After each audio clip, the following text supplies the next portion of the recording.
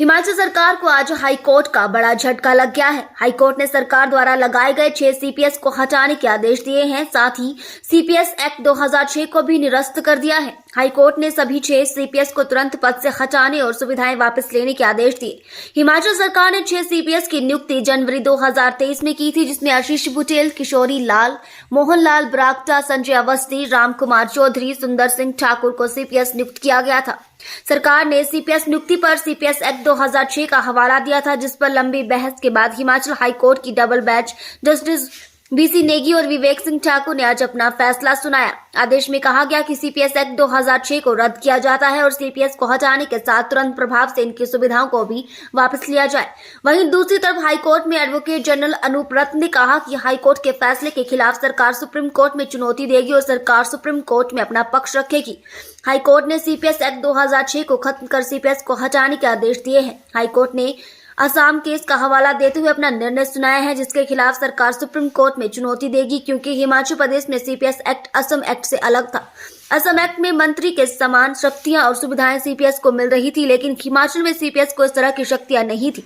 ऐसे में हाईकोर्ट के फैसले के खिलाफ सरकार सुप्रीम कोर्ट में जाएगी। आज माननीय उच्च न्यायालय ने सीपीएस मामले पे बहुत देर से सब बेसब्री से इंतजार कर रहे थे, उस पर फैसला सुना दिया है।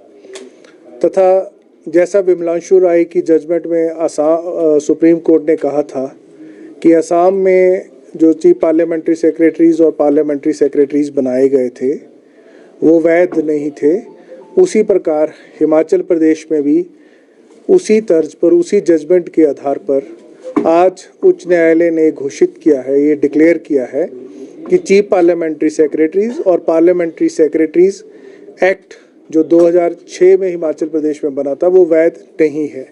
उसकी वैधता को समाप्त कर दिया है।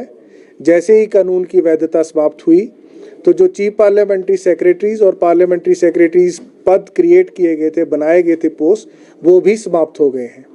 तो इसलिए न्यायालय ने कहा है कि क्योंकि वो पद समाप्त हो गए हैं, इसलिए उन्हें एकदम से उनके पद से हटा दिया जाए तथा जो भी सुविधाएं चीफ पार्लियामेंट्री सेक्रेटरीज और पार्लियामेंट्री सेक्रेटरीज को मिल रही थी, उन सुविधाओं को वापस ले लिया जाए। इस संदर्भ में न्यायालय ने अपने आदेश में ये भी कहा है कि एडवोकेट जनरल स्टेट को सूचित करेगा और हमने इस संदर्भ में स्टेट के उपयुक्त अधिकारी को सूचित कर दिया है।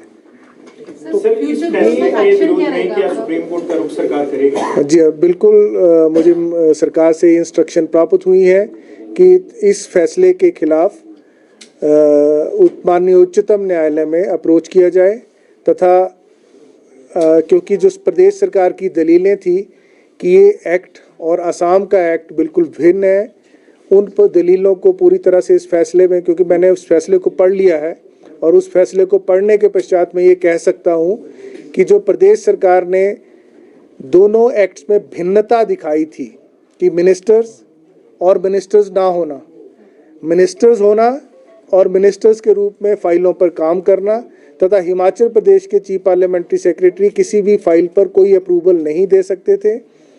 वो जो एक डिफरेंस था, उस डिफरेंस को हाई कोर्ट ने फिक्शनल डिफरेंस माना है, परंतु कोई बड़ा रीज़न नहीं दिया कि ये फिक्शनल कैसे है। जबकि असम में जो मिनिस्टर्स थे वो मिनिस्टर्स की पावर्स को एक्सरसाइज करते हुए सब प्रकार के कार्य करते थे। हिमाचल प्रदेश में कभी भी किसी चीफ पार्लियामेंट्री सेक्रेटरी ने मात्र मिनिस्टर को एडवाइस करने के अलावा किसी भी एक्शन को आज तक अप्रूव नहीं किया है, क्योंकि कानून इस प्रकार का था।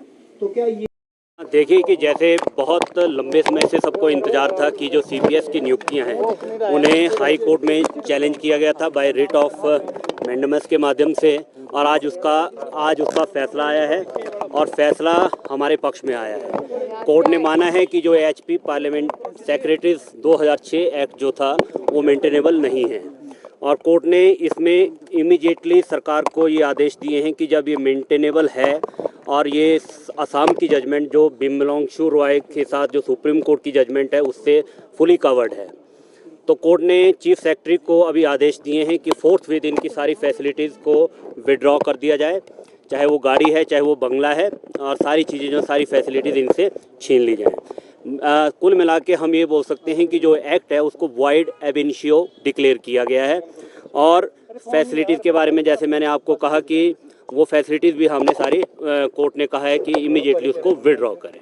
यानी कि 6 CPS को भी क्या विधायकी बरकरार रहेगी? जो विधायकी वाला प्रश्न है, देखिए हमने उसको चैलेंज किया था।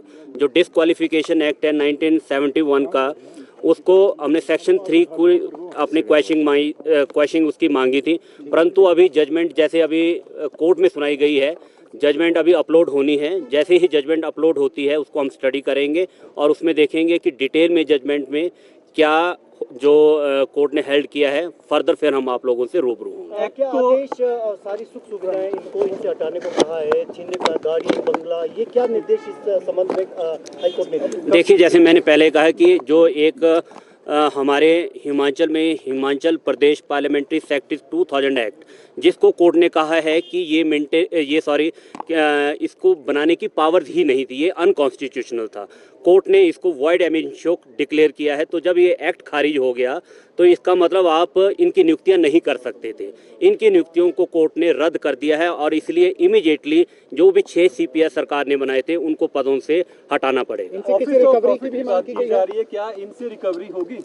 देखिए, ये विषय मैंने अभी कहा कि जैसे अभी जजमेंट अपलोड होगी हमें उसको स्टडी करना पड़ेगा कि जजमेंट में डिटेल में क्या ऑर्डर्स आए हैं। अगर उसमें किसी इस तरह की जैसे हमने क्वेश्चन मांगी है, अगर कोर्ट ने उसके ऊपर कोई फाइंडिंग दी होगी, फर्दर फिर हम वो एक्शन उसको जजमेंट को पढ़ने के बाद फिर आगे का जो भी स्टेप होगा उसको लीगली हम आपस की जो हमारी टीम है आपस में डिस्कस करके फिर हम उसको फर्दर आगे बढ़ेंगे। थोड़ा सा डिटेल में बताएंगे आप एक्ट को पेश करने या निरस्त करने को लेकर?